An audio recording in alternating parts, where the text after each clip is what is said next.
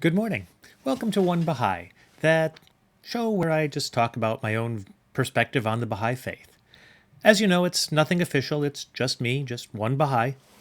I always like to point that out because sometimes people speak as if they're an authority on something when they don't actually have the authority to back it up. So if I say something that seems a little off, it's probably just me. If I say something and you're kind of unsure where I get it from, ask me to show it to you in the writings. This was something that the woman who taught me the faith did. She always said, show it to me in the writings. There's my cat again, wanting attention. Come on, George. So, I was thinking about talking about suffering. That was kind of what I had going through my mind last night, arranging all these quotes and concepts. But this morning when I woke up, another idea came to mind, and I wanted to talk about that instead. And that's the idea of speaking about the Kitab-i-Iqan. I know it's a strange one, but I wanted to talk about that for a bit. You see, over the last few years, I've been writing a commentary on the Kitab-i-Iqan, the Book of Certitude. And it's been very interesting the way it's kind of played out in my life recently. Shortly before the lockdown occurred, a friend of mine asked me to meet her for coffee. Now, I love to go to coffee shops. It's kind of my hangout place. And it was really weird. For the life of me, I could not remember who it was or what they looked like. I just remembered that I was supposed to meet somebody at 10 a.m. So I got to this shop about 9 o'clock, about an hour early, thinking, well, I'll make sure that she can find me and I'll write. So I got out my laptop, I got out the Kitab-i-Iqan, I started typing the next few passages. And this couple came by, a woman and a much older man. Turned out it was her father. And she said something, I didn't quite hear it, but I smiled and said, hi, welcome. And I closed my laptop, I closed the book, and it turned out it wasn't my friend, which explained why I didn't recognize her. But they were very surprised at the warmth that I showed them, welcoming them to sit down. Really, it was only because there were no other chairs in the cafe. The whole place was filled. I didn't notice. And I told them, I said, well, I'd rather get to know you. I would rather talk with real people than type on a computer. So we got to chatting, and she said that it was very nice to meet someone who was friendly and wanted to know people, understood the importance of actual human contact. So we got to chatting, and she asked me, well, what are you working on? What were you writing about? And she looked at the book. She says, oh, Book of Certitude. Well, that looks interesting. What's it about? Well, I've had to think about that for quite some time. So I explained that many of us don't really think about why we're a member of our religion. But the Kitab-i-Iqan challenges us to think about that and recognize the true reasons why we recognize our religion. And she asked about that. What do you mean? I said, well, many people, as Baha'u'llah points out, become a member of a religion because their parents were. Now, if that's the case, if that was a valid reason, then if you were alive at the time of Jesus, you would not have become a Christian because your parents would have been Jewish.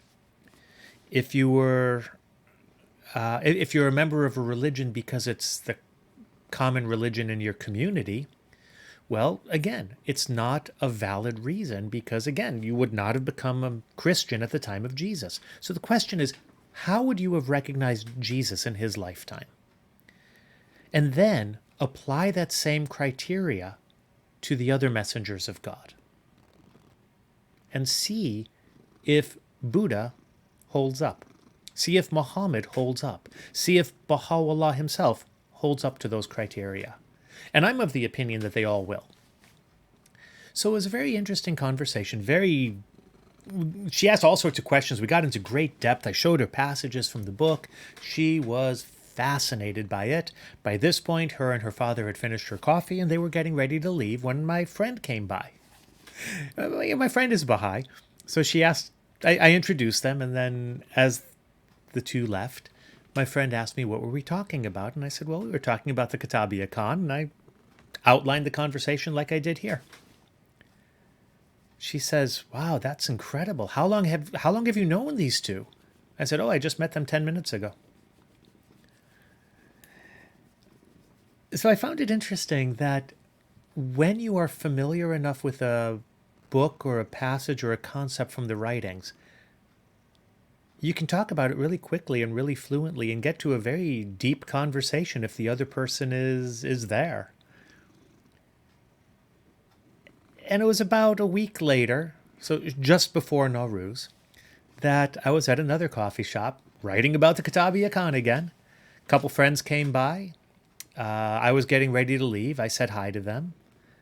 And they said, oh, what were you working on? I said, oh, I'm working on the Kitab-i-Iqan, working on this commentary. And again, they asked what it's about. I gave a very succinct answer.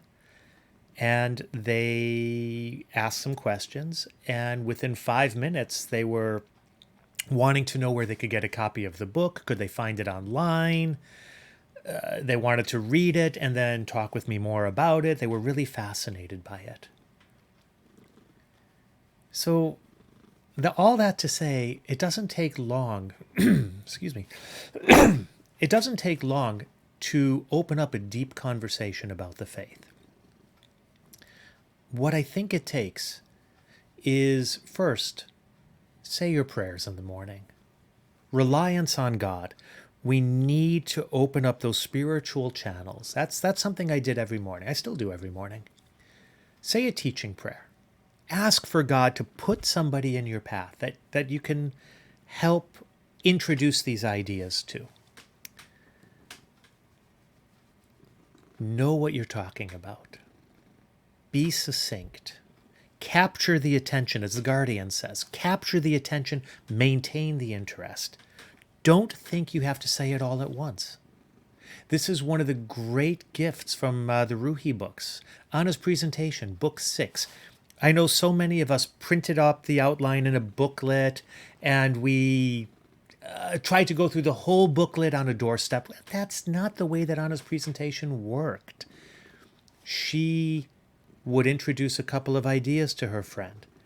And then if you read the text, if you read book 6, you will see they've had many conversations in between before she introduces the next idea. She allows the ideas to germinate. She allows those thoughts to sink in. So when I was talking about the Kitab-i-Iqan, I would introduce the first few concepts. And I have confidence that my friends will come back and ask for more. They will come back. They will share with me their ideas. Shoghi Effendi, somewhere, he said, if you want to truly be an effective teacher of the faith, you need to understand the methods and arguments that Baha'u'llah uses in the Kitab-i-Iqan. A friend of mine, she says, in her opinion, the Kitab-i-Iqan is not for the Baha'is. It's to help somebody, it's to help somebody recognize the Baha'i faith. So if you're a Baha'i, you already know it. You already recognize it. And I agree with her to a degree. I think it's also a map for us on how to help teach somebody the faith. This book, the Book of Certitude, is Baha'u'llah teaching the uncle of the Bab how to recognize the Bab.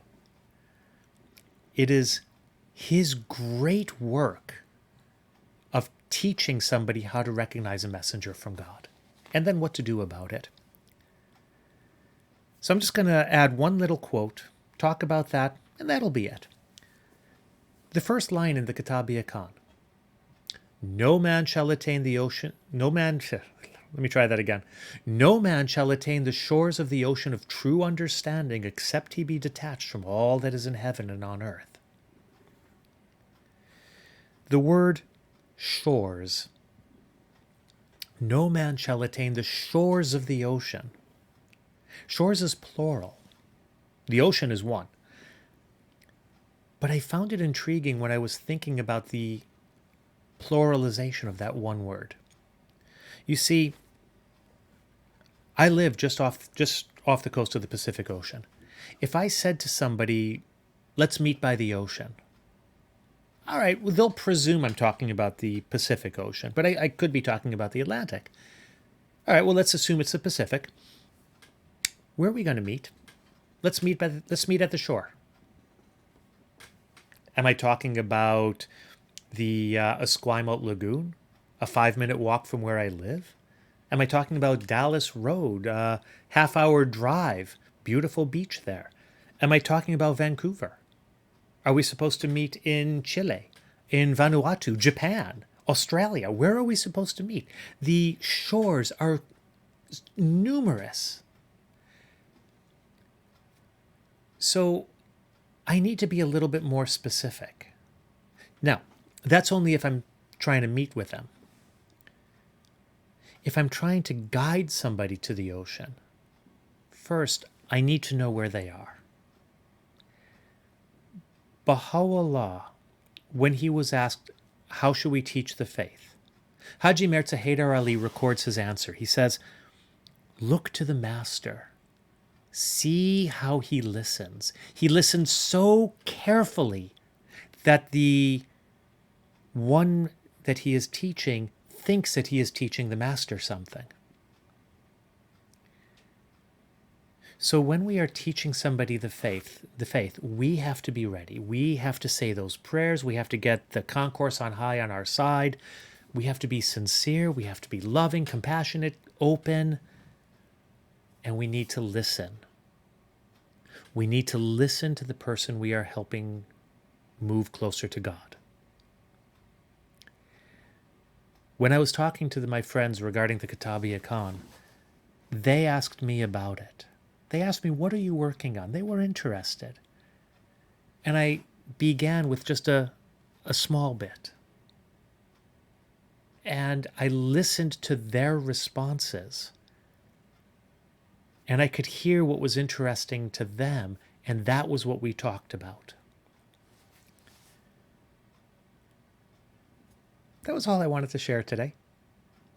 Thank you very much for taking the time out of your busy day to join me. I really do appreciate it. Please hit the like button.